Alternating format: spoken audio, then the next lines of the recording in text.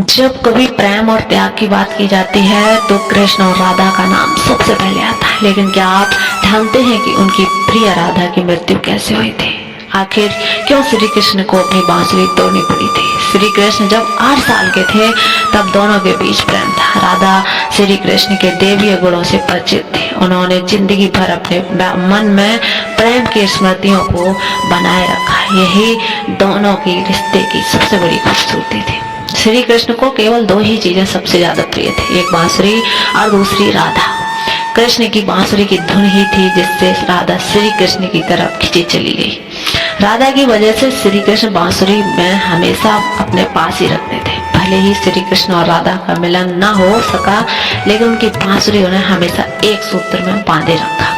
बांसुरी श्री कृष्ण के राधा के प्रति प्रेम का प्रतीक है। लेकिन एक प्रचलित कहानी के अनुसार भगवान श्री कृष्ण से राधा पहली बार तब अलग हुई जब मामा कंस ने बलराम और कृष्ण को आमंत्रित किया। वृंदावन के लोग यह खबर सुनकर दुखी हो गए। मथुरा जाने से पहले श्री कृष्ण राधा से मिले थे। राधा कृष्ण के मन में चल रही हर गतिविधि को जानती थी। राधा को अलविदा कह कृष्ण ने दूर चले गए। कृष्ण राधा से ये वादा करके गए थे कि वो वापस आएंगे, लेकिन कृष्ण राधा के वापस नहीं आए। उनकी शादी रुक्मणी से हो गई। रुक्मणी श्री कृष्ण के पाने के लिए बहुत जतन किए थे। श्री कृष्ण के विवाह के बाद रुक्मणी के खिलाफ चली गई। रुक्मणी ने श्री कृष्ण को एक प्रेम पत्र भी भेजा कि वह आकर उन्हें अपने साथ ले जाएं। उनके बाद ही कृष्ण रुक्मणी के पास गए और उनसे शादी की। श्री कृष्ण के वृंदावन छोड़ने के बाद से ही राधा का वर्णन बहुत कम होता है। राधा और कृष्ण जब आखिरी बार मिले तो राधा कृष्ण ने कहा कि भले ही वो उनसे दूर जा रहे हैं, लेकिन मन में कृष्ण हमेशा उनके साथ ही रहेंगे। इसके बाद कृष्ण मथुरा गए और कंस और बाकी राक्षसों का वध किया। जब वृंदावन से निकल गए तब राधा की जिंदगी ने अलग ही मोड़ ले लिया था। राधा की शादी एक यादव से हो गई। राधा ने अपने दाम्पत्य जीवन की सारी रस्में निभाई और बूढ़ी हुई, लेकिन उनका मन तब भी कृष्ण के लिए समर्पित था। राधा की पत्नी के तौर पर अपने सारे कर्तव्य पूरे किए। दूसरी तरफ श्री कृष्ण ने अपने देवीय कर्तव्य निभाए। सारे कर्तव्यों से मुक्त होने के बाद राधा आखिरी एक बार अपने प्रिय कृष्ण से मिलने गई। तब द्वारका पहुंची तो उन्होंने कृष्ण के रुक्मणी और सत्यभामा से विवाह के बारे में सुना, लेकिन वह दुखी नहीं हुई। जब कृष्ण ने राधा को देखा तो बहुत प्रसन्न हुए। दोनों संकेतों की भाषा में एक दूसरे से काफी देर तक बातें करते रहे। राधा को कान्हा की नगरी द्वारका में कोई नहीं पहचानता था। राधा के अनुरोध पर कृष्ण ने उन्हें महल में एक देविका के रूप में नियुक्त किया।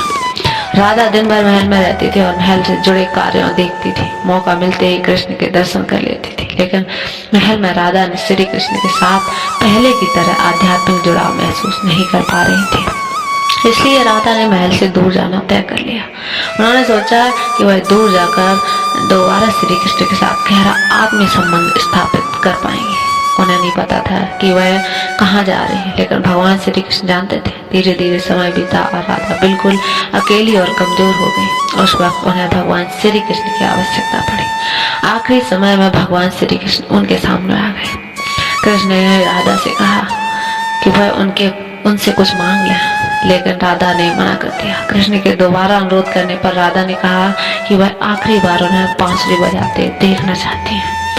श्री कृष्ण ने बांसुरी ली और बेहद सुरीली धुन में बजाने लग गए। श्री कृष्ण ने दिन रात बांसुरी बजाई जब तक राधा आध्यात्मिक रूप से कृष्ण में विलीन नहीं हो गई। बांसुरी की धुन सुनते सुनते राधा ने अपने शरीर का त्याग कर दिया। कृष्ण जानते थे कि उनका प्रेम अमर है, बावजूद वे राधा की मृत्यु को बर्दाश्त नहीं कर सके। कृष्ण ने प्रेम से प्रतीकात्मक अंत के रूप में बांसुरी तोड़कर झाड़ी फेंक दी। इसके बाद से श्री कृष्ण ने जीवन भर बांसुरी या कोई अन्य वाद्य यंत्र नहीं बजाया।